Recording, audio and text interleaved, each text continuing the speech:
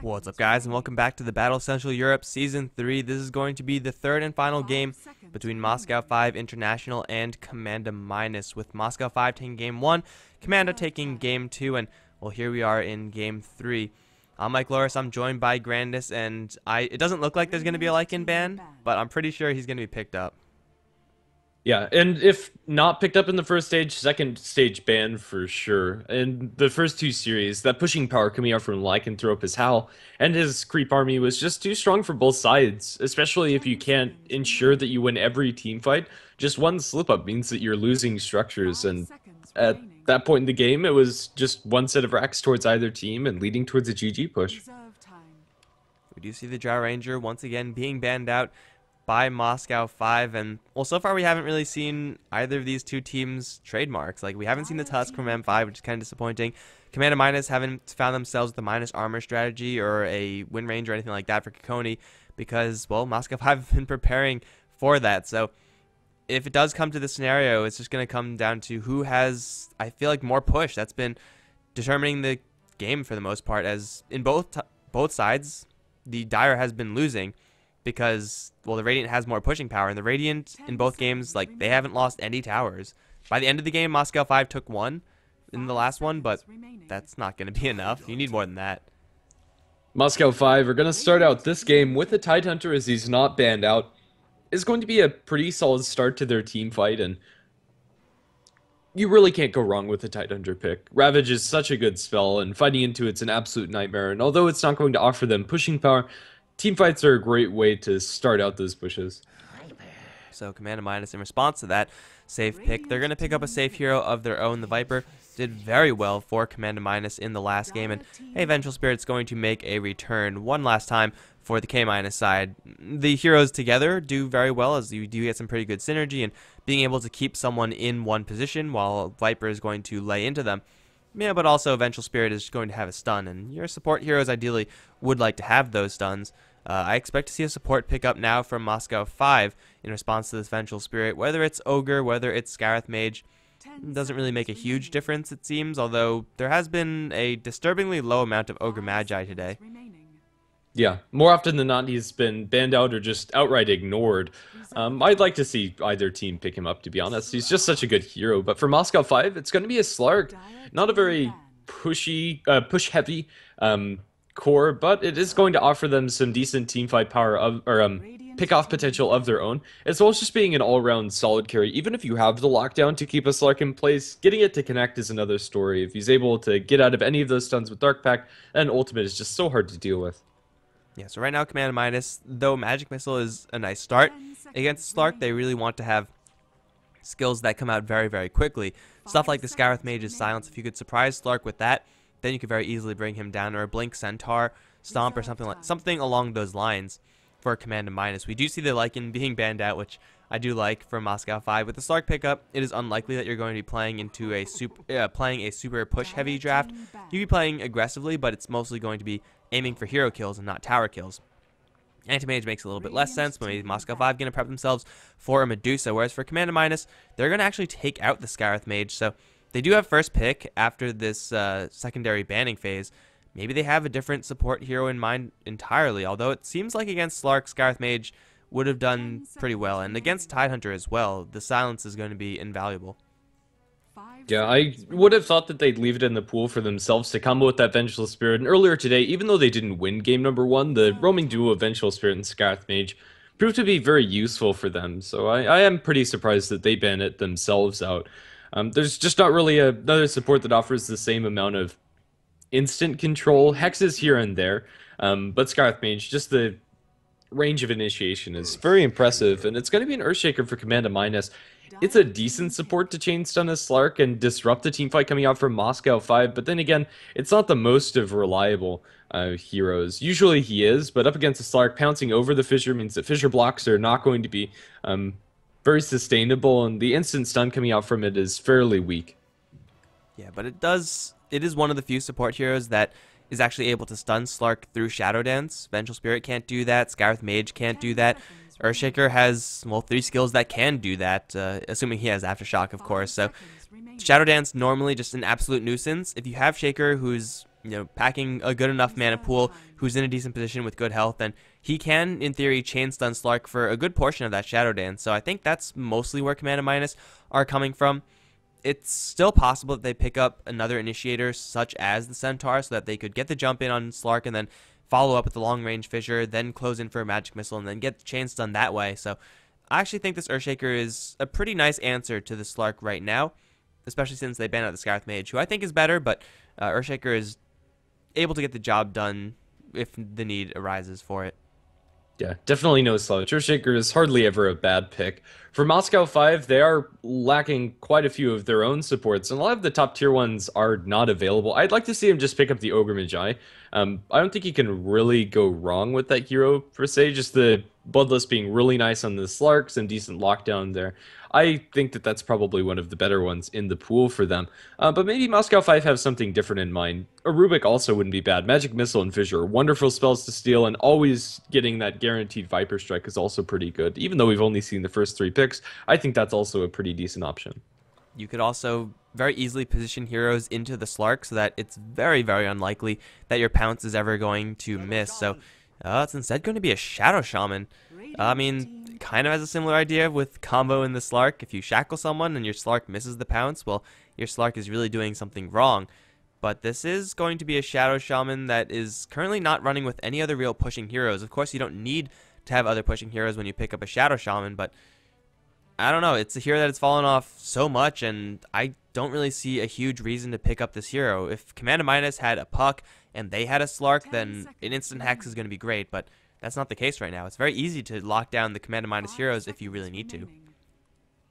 Yeah, we'll just have to see what they're planning to pick up with this Shadow Shaman. It would be wonderful to have something to set up for his disables, and I think the best part about this hero is ultimate, is a lot of heroes are like that, especially supports, just offering them that pushing power to go into the towers, or maybe just even more damage inside the team fights. I think it's a decent pick, but other ones would be nicer. Templar Assassin, the choice for Komanda Minus. Apparently one of the signature heroes of Kikoni, although I've never seen it, it's going to offer them a lot of damage in minus armor combined with the Venge. Oh man, it was a thing of beauty. I can't even begin to describe. It was absolutely, like, disgustingly beautiful, but, like, she got, I think it was a Psyblade spill kill on a Queen of Pain or something like that, or something crazy like that. And no, it was a spill kill on an IO Tiny Lane. Yeah, that's what happened. So Templar Assassin is going to be wreaking havoc, and Moscow 5 have a decent way to deal with her in the Shadow Shaman. The Slark Pact is going to burn through defensive charges pretty quickly, but on the offensive, Templar Assassin is going to be running wild, as if she jumps in, you either need to Hex her, shackle her, and then focus her down, or pop a Ravage, and you obviously don't really want to be popping a Ravage just for the Templar Assassin. Once she gets a BKB, if she goes for a BKB, then Moscow 5 are going to be almost completely without answers in that scenario. So I like this Templar Assassin pick, but it's going to be Moscow 5 to pick up the Elder Titan. Maybe as a pseudo ban for Komanda Minus, as an offlane Titan would have been pretty nice with the amount of minus armor that they have. But, Elder Titan combined with Slark, Shadow Shaman also isn't too terrible. It definitely isn't. Their lanes on Moscow 5 are going to be a little bit crowded no matter how they really shape up. We're probably going to see an offlane Tidehunter and support Elder Titan with Shadow Shaman, which honestly can't get very many kills unless they get just an awkward Pounce to land, or the Echo Stomp coming out from the ET, leaving a mid-hero to pick up against the Templar Assassin, which should be not too hard for Moscow 5 to decide upon. Otherwise, they could go for the Slark as their mid-hero, which does decently well up against the TA, being able to burn through the defensive refraction charges and always threatening to trade hits. That is also a potential laning choice. Yeah, and because they previously banned out an anti-mage, it is possible that they just go for a Medusa as their last, as they were trying to protect it a little bit with that ban. And, well, anti-mage is okay versus Shadow Shaman and Elder Titan, but it's certainly nothing too impressive. I think Moscow 5 should be okay with putting the Slark or even the Tidehunter into the mid lane versus the Templar Assassin. But, if either of those heroes do go to the mid lane, the lane should be relatively even. And Moscow 5's roaming potential is okay with the Shadow Shaman, but Elder Titan really can't do it that well, especially when you compare them to Vengeful Spirit Earthshaker. So the lanes from Komanda Minus are going to be a lot safer in general, I think, mostly because Templar Assassin Viper are just perfectly fine in lane, then you have supports that could help out no matter what the situation. So Moscow 5, they need a little bit more lane power, or they need a backup plan for late game. It's going to be Puck to be banned out, plus the Venomancer to be banned out. I think these bans are completely justifiable for both sides, but K-, Ancient Apparition last, that's very interesting. Ice Blast is really good against Slark, but this is going to push Shaker, Venge, or the Ancient Apparition himself into a core role. One of them is going to go there, and who do you think it's going to be? Okay, so I expect this to be an aggressive trial with Viper, Venge, AA, mid Earthshaker, safe lane farming TA, or switch those two. But honestly, I'm not sure. It is going to be up for grabs. It looks like it's a core Venge, actually. So the trial lane instead is going to be Venge, Earthshaker, and AA. And that's a pretty damn deadly tri-lane. If you land a magic missile, or if you land a fissure, you're almost guaranteed to land a magic missile. And then, of course, with the chilling touch afterwards, it doesn't matter if you're someone like Slark, you're going to be taking a lot of damage very, very quickly. It's probably best case scenario for Moscow 5 to try to dodge that. And maybe, I don't know how you even dodge that. You're kind of expecting Templar Assassin to go towards the mid lane, and you want Slark to be there, so Naga Siren, Shadow Shaman, Elder Titan to be the defensive tri-lane. It's okay, but that's really all it is. But it seems like Necroman holding the Naga Siren right now is going to be going towards mid, in which case things are going to get a whole lot more messy. I don't know. We'll have to see as the lanes are actually going to shape up down the line. But, man, this is going to be a very aggressive game from Komanda-. As with a tri-lane like this, Pure Evil, you know, the Shaker, the Vengeful Spirit, and the AA together in a lane, which I do expect to be the case, or the Viper rather, then Moscow 5, they do have the late game power in the Naga Siren, but good luck getting to that stage. Yeah, definitely. We'll have to see how these lanes are going to work out. I assume that GG will played was a misclick from Pure Evil, and it seems that's the case. On Komanda-'s side, we are going to have Hawkeye playing on the Vengeful Spirit, Poison on the AA, and Pure Evil on the Earthshaker, Insolent on the Viper, and Kikoni on his Templar Assassin. And on the Moscow 5 international side, Bignum is going to be handling the Tidehunter. Necroman is going to be holding on to the Naga Siren for now. ZXC on the Slark. Screen is going to be playing the Elder Titan. And then the remaining hero, Shadow Shaman, is going to be eventually played by PGG whenever he decides to join into this game.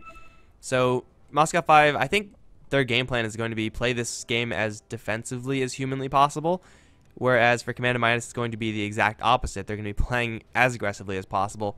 And then in this type of scenario, it's up to the aggressive team in order to win. Otherwise, you know, they just let the game stall out.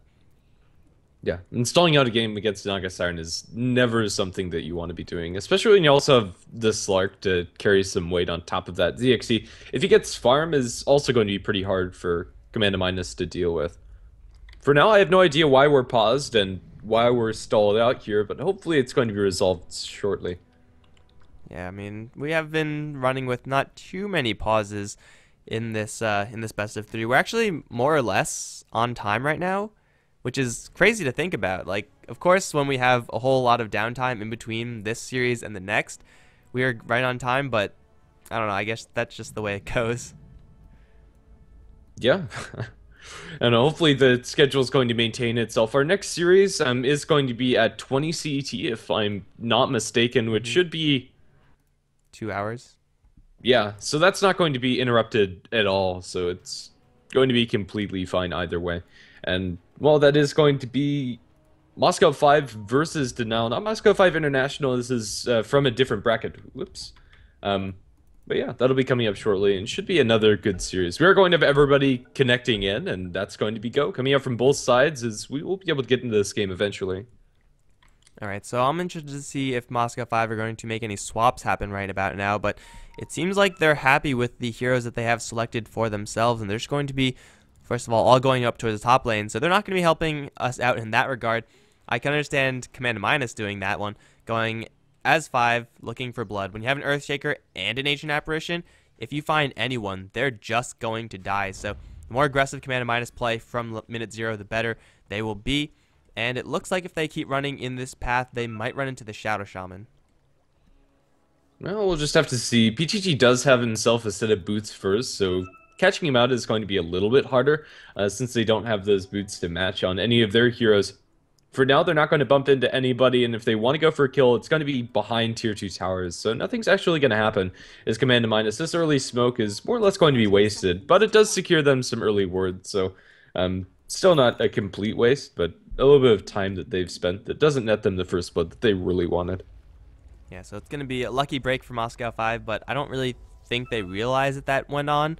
There's nothing that would indicate that except for looking at Komanda Minus's draft in of itself. So they may not realize that there is an observer ward here until it's a little bit too late. Now it's going to be Moscow 5's turn to smoke up. Now this is certainly going to catch Komanda Minus off guard if they actually catch anyone. Viper is going to be the target if anyone is to die at all, but he's in a pretty good position right now to scout everything out first of all, and then even play it a little bit safe if he picks up Corrosive Skin at level 1, but an Invis rune on PGG is going to be the ideal situation for setting things up until the Elder Titan reveals himself. Even though PGG may be able to land this disable onto Insolent, it's not going to be a kill unless he turns around, tries to go for screen. Here comes a Slark from the back end. Invisible Shadow Shaman going to pop out, and suddenly Insolent, he's going to be under a lot of pressure right now. Shaker is going to bail him out with the Fissure for now. Insolent is not going to get pounced either. ZXC trying to close distance, but now Pure Evil in with the body blocking, trying to get this Viper space, but it won't be enough. That's going to be first blood drawn by PGG on the bottom lane, and Insolent takes a fall.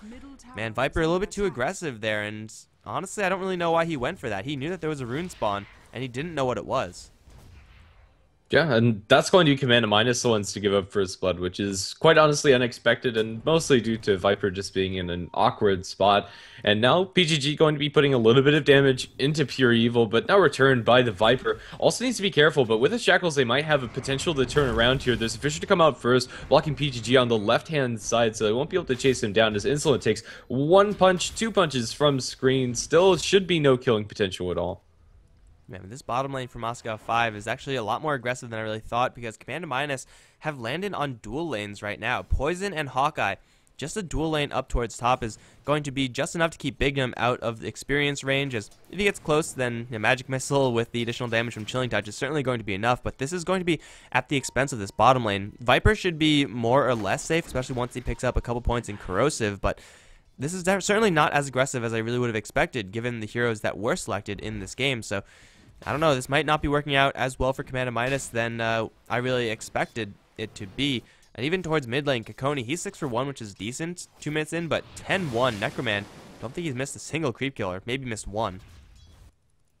Yeah, and Necroman is continuing that farming rate, and it's honestly not expected in this matchup. I don't know, Nagasarn does decently well just being able to spam out those creeps, but I thought Templar Assassin would have a greater edge. Currently, he is able to pick up the slack as Nagasarn goes for runes, so middle lane is more or less a complete wash, and that's fine for the Nagasarn, as long as she's able to maintain that farming speed.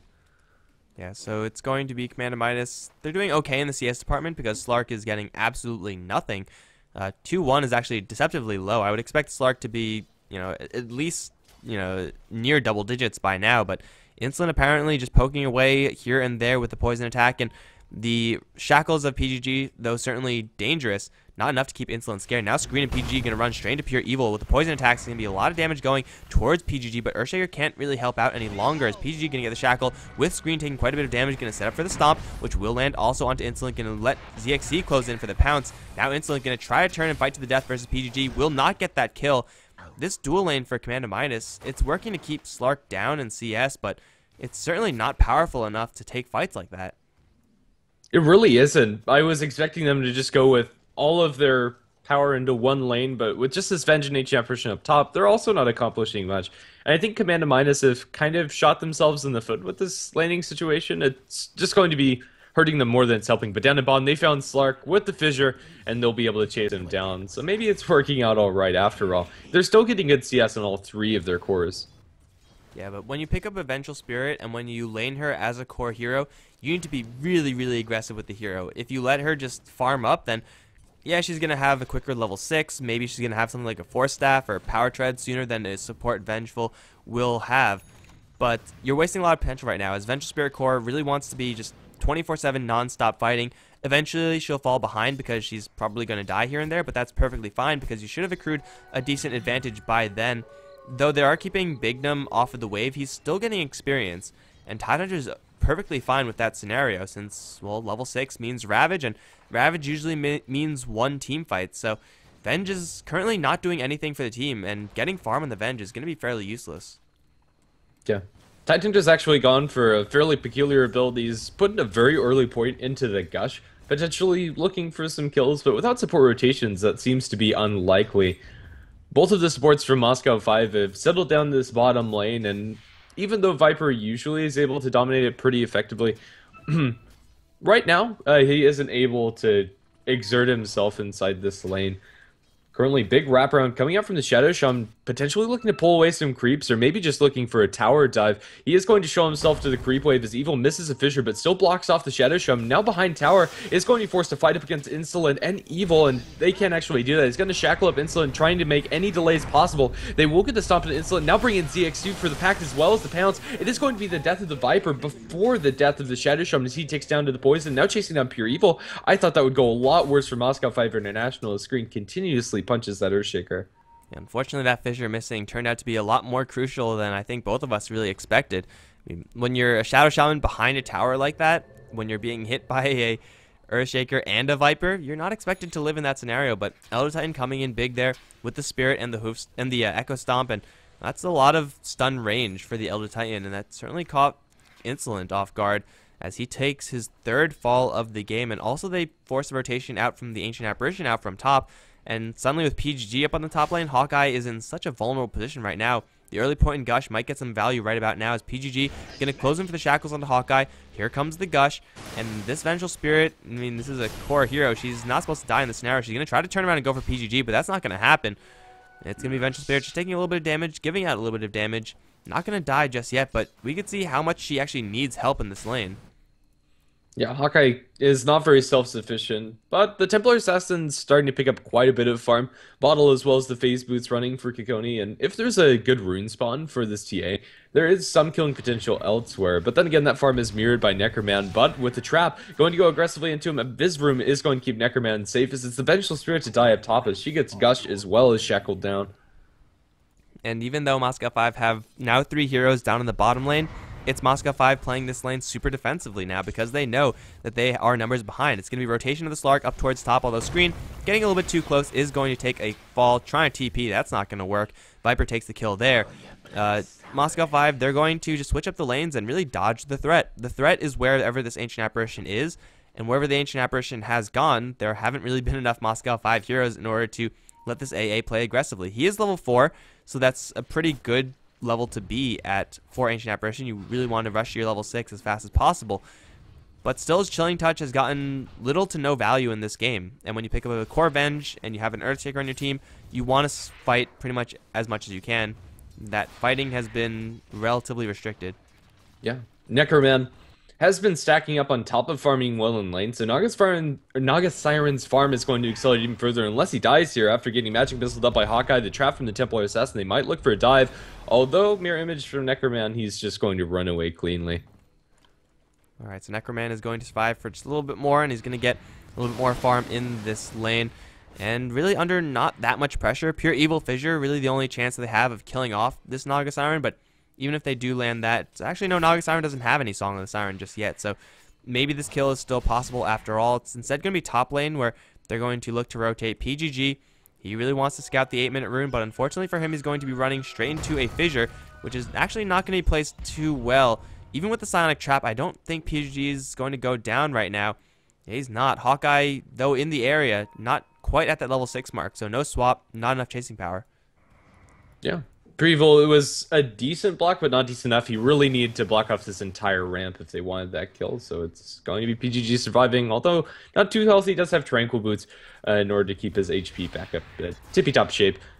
In the meantime, Kiro is, oh my goodness. Elder Titan's made his way towards mid as Naga Siren continuously farms up the stack, and Necroman's able to get quite a lot of gold. It's actually Slark up top to die after he's pounced away. I think he just ticked down to one more auto attack, and they bring in the Tidehunter to really not do that much.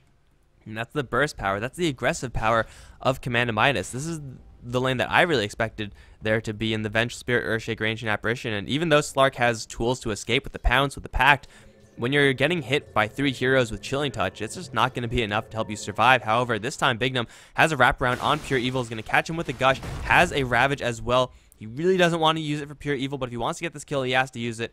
He's going to hold it once, and he will think better of it. Gonna let that Earthshaker live and hold on to his Ravage, but this is the tri-lane that Komanda Minus really need. This is what's going to let them be aggressive, and Insolent on the bottom lane is currently going 1 versus 0. He's feeling pretty good about his situation right now, so he's perfectly fine with how that's going. And, well, this tri-lane for Komanda Minus might in fact work out in the end. And even if it doesn't, still, you have a free farming Tia and you have a free farming Viper. That's still pretty good. Yeah, it is. That Viper's item choice, it's going to be a very early mechanism as they open up a big one from the low ground. The chilling touch damage is not going to be enough, and Cold Feet doesn't proc. Tidehunter's able to escape out of there, but that is going to give away the fact that there's a ward somewhere close. Or did it? Or maybe it was just the vortexes that revealed it, so maybe the Tidehunter Also doesn't could have know. happened. I mean, it's possible that they know, but mid lane Kokoni is going to almost get a guaranteed kill onto screen. This Elder Titan, always just a little bit too close to the action. This time it's going to be the Templar Assassin, not the Viper, to chase him down and bring him down. And this Templar Assassin is going to get herself onto the board, has drums flying out to her right now. And I don't completely recall the build that Kokoni went for in the previous games. I think it might have been just drums Desolator. And yeah, that sounds about right. So I expect to see that build up now for Kokoni, and as in the previous games of Komanda Minus in the group stages, he's really good at finding double damage runes. And it's not going to immediately get him a kill, just used to farm the lane currently, but double damage rune Templar Assassin is very scary. Up in top, Komanda Minus find themselves a free tier 1 towers. Nobody from Moscow 5 International seem interested in contesting at all. Current rotation through the enemy jungle coming out from a lot of direct heroes in bottom. They still are holding onto that Ravage from Bignum and might be able to find something, but Poison's way too defensively positioned. Everybody else is nowhere to be seen. Templar Assassin currently the one showing on the map, but Templar Assassin is fine at least for now. And if Poison actually fires an Ice Blast towards the mid lane, which is the most likely thing to happen, he will of course reveal himself, but he will also see everyone from Moscow 5, as Moscow 5 don't quite know where Poison is, but Poison now knows that Bignum's in the area, so he's going to play it very safe, or continue to play it very safe. Well, in the meantime, Kokoni is going to bring down a free tier 1 tower. Really, Moscow 5, this is a nice play to make, trying to be very aggressive, but this is 4 heroes doing literally nothing for, what, like a minute now. ZXC is going to try to pick a fight with Pure Evil, going to fall short in that regard. Now he has to back off. Ice Blast not going to be fired just yet from Poison. Now it is going to be launched, and it might actually land to ZXC. It's going to be close. No, it won't. Now they know the Ancient Apparition ultimate is up, but man, 4 Moscow 5 heroes doing literally nothing for a very long time. Yeah. In the meantime, the hero that is able to continuously farm is Necroman. If you are going to be playing 4v5, you might as well have that Naga Siren that's farming it. Necroman's going to be well on his way towards a pretty darn fast relic, but a fight might break out in mid at any time as they found Kokoni. He's invised up and they don't have detection, but with a stomp, it is going to sleep up that Templar Assassin. Now, well, she's invis still. There's a lot of AoE damage being pumped into her, and one more Anchor Smash will do her in after the Dark Pack. Serpent Wards on the ground. It is going to be that Komanda Minus aren't going to fight any further around. It's just going to be 1 kill going the way Moscow 5 International, but now Magic Missile onto PGG. They have an Ancient Apparition Ice Blast flying through, going to land, not even necessary as Insolent kills him off. Hawkeye is going to be slept by a screen, but now tagged by the Viper Strike. The right clicks coming out from Viper screens the next to fall as the dominating spree goes the way of Insolent. Tidehunter and Slark make their way out towards the left-hand side as Naga Siren is continuously playing PvE, still saving up for that relic, getting a tier 1 tower in mid. This Naga Siren is going to be a growing problem for Komanda Minus, even though they take a 2-for-1 down on the bottom lane. A nice trade for them to make. I don't know if Komanda Minus are actually getting enough going on right now in order to deal with a late game Naga Siren. She's dangerously close to her relic, and of course once you get the relic, then the Radiance is soon to follow. Komanda Minus, they have to make a lot more action happen around this map and take more 2-for-1 trades or 2-for-0 trades. They just need to get more kills happening right now, else they lose to the Naga Siren, because Komanda Minus, they're fighting with all 5 heroes. Insolent has a mech. Rush that item as a Viper. Pretty standard stuff, but it also means that you have to be playing aggressively, else the mech kind of just rots in your inventory. So if Komanda Minus don't find any more openings, especially on this Naga Siren, then they're going to get swallowed up late game, as farmed as Templar Assassin may be. Yeah, and this Templar Assassin is going to commit fully to the race car build instead of going for a faster Desolator, now into the Yasha. Does have that complete. It's a really nice aggressive build for this portion of the game, but still we haven't really felt his impact pretty much at all. He got 1 kill and has died once. PGG trying for a TP out, he'll be completely fine. Oh no, the Fisher from long range. Pure Evil is going to snag him on the tip of it. And that's PGG going deep for that ward, which is probably going to be known now to Komanda Minus, as there isn't normally an Earthshaker or a Shadow Shaman there unless he's going to be laying some offensive wards. So they know, or they should know exactly where the vision is, and there's going to be another pick off for Komanda Minus. It's certainly a nice way to start, but they need more. They're going to start with ZXC down the bottom lane. Here comes the Viper. He is going to go straight into the Shadow Dance and pounce away. So Hawkeye spending a magic missile in order to force an ultimate, not too bad. His screen is also stuck in the area, but he is going to loop around, and Pure Evil not quite going to find him. But still, the end result is all 5 heroes of Komanda Minus on the bottom lane. They will deny this tower, and it looks like they'll go for a push. This bottom tier 1 is very, very healthy, but Moscow 5, they don't have a Ravage for another 15, and therefore they cannot defend. Yeah. But still, we have that relic up on Naga Siren, 0-0 and 0. Naga Siren has pretty much had the ideal game.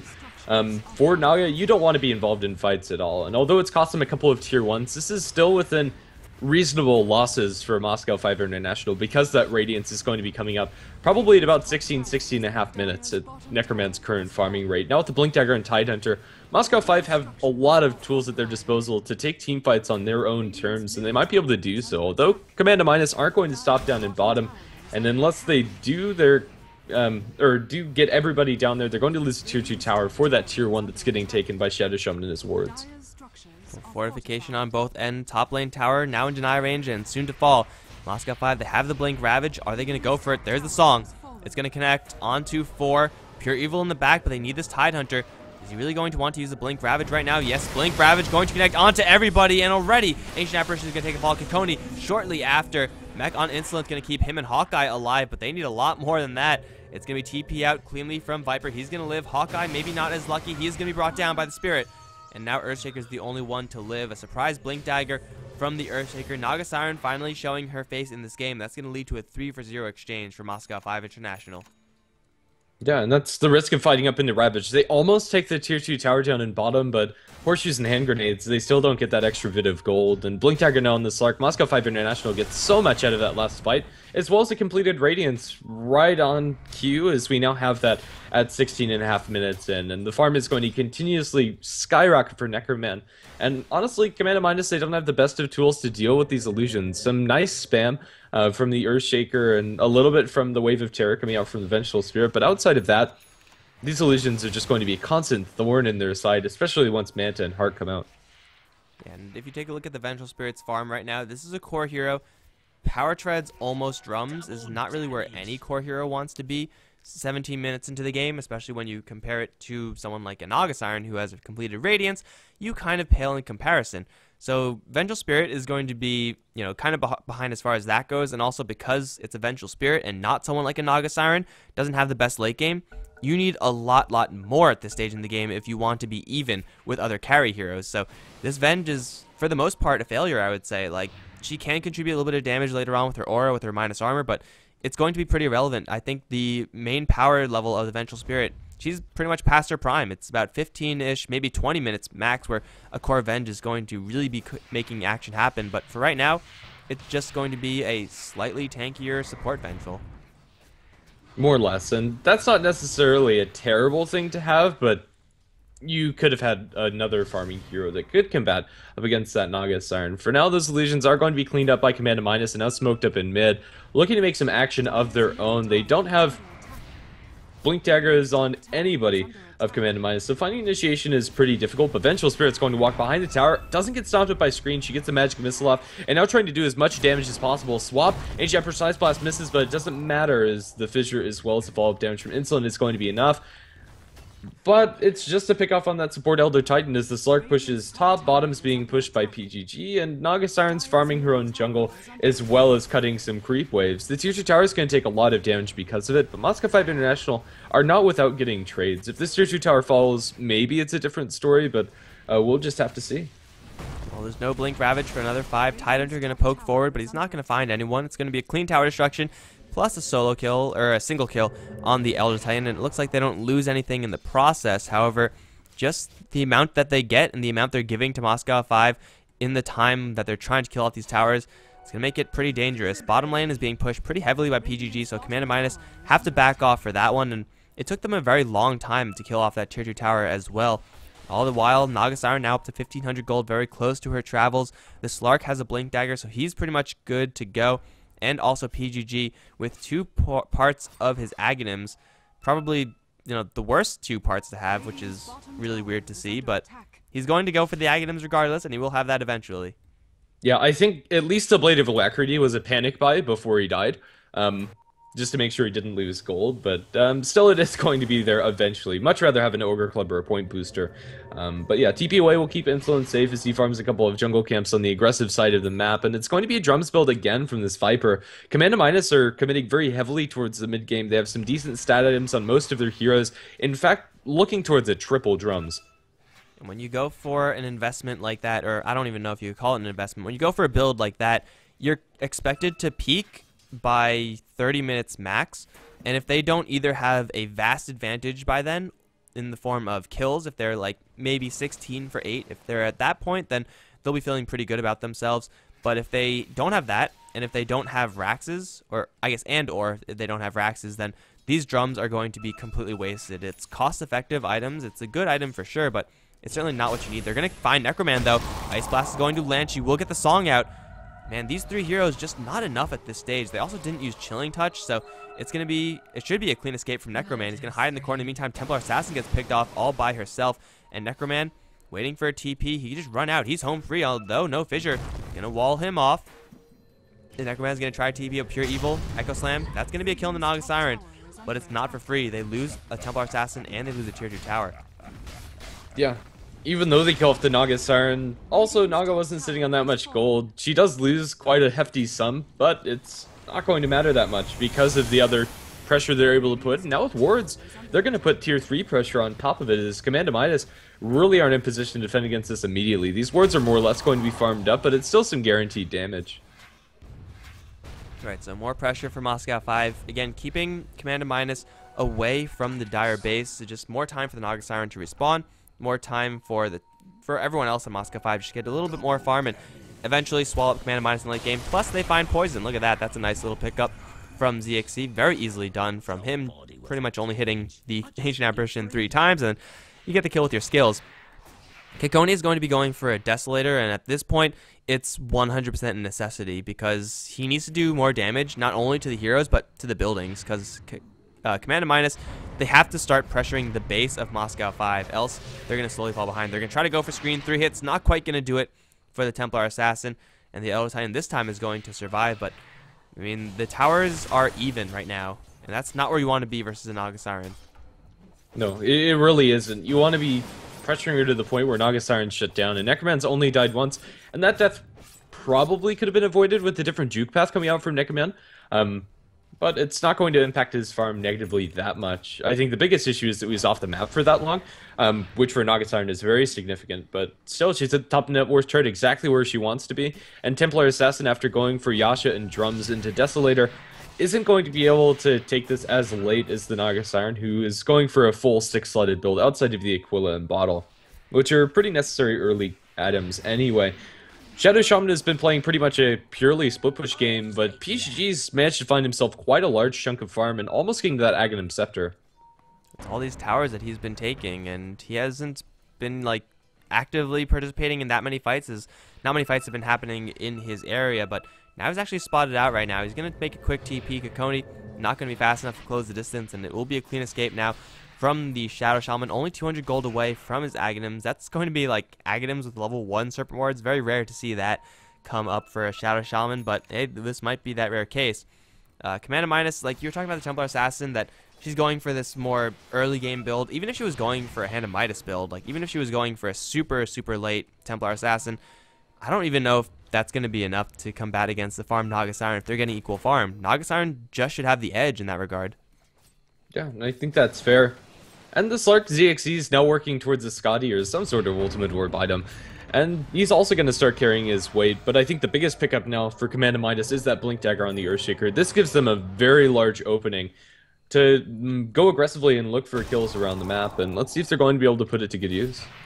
Well, first of all, they could have used it already, as the Naga Siren and Tidehunter used the song just to teleport away, so pretty nicely done by them. Nice clean escape. And, well, looks like the Vengeful Spirit is going to instead deviate away from the drum build, selling off the Robe of the Magi, in fact, and is now packing an Ogre Club. Could be a BKB, although maybe it's going to be a Halberd instead. Regardless, they're going to try to go for Roshan with Desolator now being picked up on Kikoni, plus the level 2 wave. This Roshan is going to drop in a hurry. However, Moscow 5, they're in the area. Bigdom knows about this, has a Blink Ravage, and there it is. Blink Ravage going to connect onto 3. Kikoni is going to be focused down by ZXC, already down to below half HP. He's going to get swapped out, now mech'd up, but he's still in a little bit of danger. ZXC is going to give chase. In the meantime, PGG dueling up against Insolent, gets a perfect ward trap with the help of Fissure, and that's going to be both the TA and the Viper down. And just like that, all the dangerous heroes for Komanda 5, for Komanda Minus, are dead, and Moscow 5 are going to clean up the rest of Roshan and grab Necroman a double life. Yeah, it's a little unfortunate these server wards are outside of the pit, so they can't take the Roshan quickly, but it was already weakened very heavily by the enemy side. Earthshaker barely making it back to base. I didn't see what did that damage, but he was in single-digit territory. It's now a double life for the Slark, and Necroman's able to continuously farm, almost at that Mantis style. It was a pretty risky move to fight into that Roshan pit if Tidehunter was close, and indeed he was. So Moscow 5 International finding a really big win in this game, and they'll be able to maintain their lead. Currently about 8,000 in both sides, net worth as well as experience. So Moscow 5 are almost at that stage with Naga Siren when they're just going to push all the lanes simultaneously, while at the same time farming the jungle and keeping themselves relatively safe in the process. Komanda Minus, they're going to have to break out of this somehow, and that's going to maybe be on initiation onto Slark. He will get the packed out. The damage from Templar Assassin not quite going to be enough, as Slark into the Shadow Dance now is going to slip away. Pure Evil still giving chase, but a blink out from Slark is going to keep himself alive, and well, that's just going to be Slark very quickly juiced up back to full HP. He's actually the one to take the Aegis, and he's going to be able to play a lot more aggressively because of it. Necroman's in the bottom lane. He's breaking down a tier 2 tower. And though there is an Ice Blast to deal with this, it's certainly not going to be enough, as PGG is right behind him, now with the Aghanim Scepter. 20 seconds until the wards are up, but who is this teleporting in? Shaker? Maybe a Blink Echo Slam will do it, although he gets hexed immediately because an illusion saw him, so he can't even blink if he wanted to. Necroman's going to sing just to ensure the escape for PGG, and it will be everyone on the bottom lane escaping. Templar Assassin gets the tower deny, but that's pretty irrelevant at this stage. Yeah, it definitely is, and ZXE is also going to have a big item completed in the Scotty that should be flying out to him on the courier anytime soon. It's just looking really bad for Komanda Minus. They're not ahead at this point in the game, and they really need to be. In fact, they're quite far behind in the farm department, and that's not to be unexpected, as Necroman has hardly had any pressure onto him, currently sitting at almost 10 CS a minute. And he's going to continue skyrocketing in that farm. At least they get a Dire Courier killed, and then they get swapped back onto Bigdom, but Bigdom just makes a clean blink out of there. What did the Courier actually have? That was actually a ton of gold lost on the Slark. That was his completed Eye of Scotty. And, you know, it's, of course, a bad loss for the Slark, but Moscow 5, they're not in any rush. They're more than okay waiting for 3 minutes, and then they'll get the Eye of Scotty, maybe another item for the Slark by the time the Courier respawns, and they'll just continue playing as is. Komanda Minus, it's a little bit of gold for them, but it's going to be most part irrelevant. Pure Evil now stuck in a corner with PGG, and I mean, Necroman's going to swoop right in, although it will be PGG to get the kill. That's Earthshaker down for 40, and he has no buyback. This just could be pushing time for Moscow 5, although they really have to make no commitment. Yeah, they really don't. They have plenty of room to still grow in this game, and the Desolator and the Templar Assassin, although a really smashy build right now, hasn't been able to get any kills, and Kikoni's performance this game, although he did well in lane, hasn't been able to accomplish much. Stomp on the backlines, they found themselves a Hawkeye, and ZXE is going to be able to clean up that kill, still with the Aegis on him for 2 minutes, is going to make quick work of that. Now Kikoni walks into Tidehunter and company, shackled down to the ground, going to be Earth Splittered back. It is going to do some decent damage, but doesn't actually matter. Song also on the backlines catches out the remaining members of Komanda Minus. As Insolent now going to be focused, they get the Ravage onto both of them. As Slark finishes off the Viper, Poison is going to be focused by the other members of the team, and all said and done, I think that's a team-wide. Pure Evil, the only one surviving. That even feels like good game right now. Like, Necroman didn't really do anything there as far as, you know, Naga Siren carry is concerned. Any Naga Siren could have done that, and it was just the raw values of Moscow 5 that bulldozed their way through Komanda Minus, who quite frankly were in terrible positions. Now, first of all, the Earthshaker getting picked off to start things off, not ideal. Then Templar Assassin, for whatever reason, coming in from behind, and then it just went from bad to worse, and now, I mean, though Moscow 5 aren't going to take Rax's outright, they're still in such a commanding lead that there's really nothing that Komanda Minus can do about this outside of, you know, the perfect Echo Slam. And I don't think that's really going to be happening this game. So Moscow 5, they're going to have to take some really, really bad moves, some extremely bad fights, some suicidal plays if they want to give Komanda Minus a chance to come back. But if they don't do that, and it should be pretty easy to avoid that, then they have this game more or less in the bag, as long as they play this slow and they play it steady. Yeah, and that's exactly what they're doing, and why they didn't commit to that, Rax. It's an unnecessary risk. You already forced out a handful of buybacks. You don't need to put yourself in a situation where you're going to get jumped, but up in top, they kill off the Templar Assassin. That's PGG doing that solo with the Agnum Scepter wards. Yeah, and the Shadow Shaman is going to be more than happy to use his wards, not for pushing, because Moscow 5 don't really have any huge plan to go into the enemy base, at least not until they have another Ravage. That's the bare minimum, and they will have Ravage by the time they really need it. Naga Siren's going to have a heart by the time they're going to push into the enemy base, so that's also a nice pickup. ZXC is going to have a Yasha with his Eye of Skadi completed, at the very least. Unless this is going to be a Manta-style deviation. No, it's still going to be that Eye of Skadi. He gets jumped, and they might get this kill. They will with the poison damage. Slark down for another minute. That's a nice pickup from Komanda Minus. Now just do that like 10 more times, and you guys are right back in this game. Yeah, and it really does have to be 10. That might sound like an exaggeration, but they need nothing less than that. Slark, even though he died, they had to spend a lot of cooldowns for it, and they won't be able to do anything after that pickoff, especially since their Templar Assassin's just respawning, and all of their lanes are currently on their side of the map. They're bottled up by this Naga Siren, and that's never going to change unless Naga gets unnecessarily picked off. So do you think Komanda Minus could have avoided this if they just laned a really offensive tri-lane up towards top? I think so. I really think that would have been a smarter or better way to lane it. The Vengeful Spirit Ancient Apparition lane really didn't accomplish much, and yeah, it just didn't feel like they were able to accomplish anything without that Earthshaker Fissure to set up. And if they just threw Earthshaker as well as AA up towards top, I think it would have been a better laning choice. And honestly, I would have preferred to give the Earthshaker a little bit of farm to get an earlier Blink Dagger, but they will catch out Screen. Enchant Totem is not going to be avoided. They'll Force Staff and get out of the Ancient Apparition Ice Blast, but Screen still should fall, but not with a Ravage coming in, landing onto 4. Naga Siren also joining the fray. Kikoni's chicken swapped up to the high ground. Also hacks. BGT's dropping low, but with the Song of the Siren to delay, they will be able to get into a better position. Insolent's currently completely trapped inside the wards, and the stomp being set by the Elder Titan. They can do nothing. Kikoni's getting focused, trying for a Meld Strike on a Bignum. Just not enough damage. That's 4 clean kills going away of Komanda Minus. The only survivor poisoned because he wasn't even close, and that's GG. Moscow 5 crushed their way through Komanda Minus in this game. Finally, the Dire get a win, and that's going to make Moscow 5, that's going to keep them into the winner's bracket in the Battle of Central Europe Season 3, guys. I'm going to very quickly check to see who's going to be their opposition for the next round. It's going to be Aftershock, and that is going to be very difficult, as Aftershock are looking on fire in their group stage. But anyways, it's going to be Komanda Minus to not be eliminated just yet. They drop down to the lower bracket, and that is also going to be it for this series, guys. Again, there's going to be Moscow 5 versus Denial in about an hour and 20. I think I might shut down the stream for a little bit before that game starts, but rest assured the stream will be back up for that game. I'm Mike Loris. I've been joined by Grandis V for this best of 3. Do you have any final words before we take this break? No, I think that pretty much sums it up. If this were a different day and maybe Komanda Minus were a little bit more on point with their teamfight execution, they could have come ahead.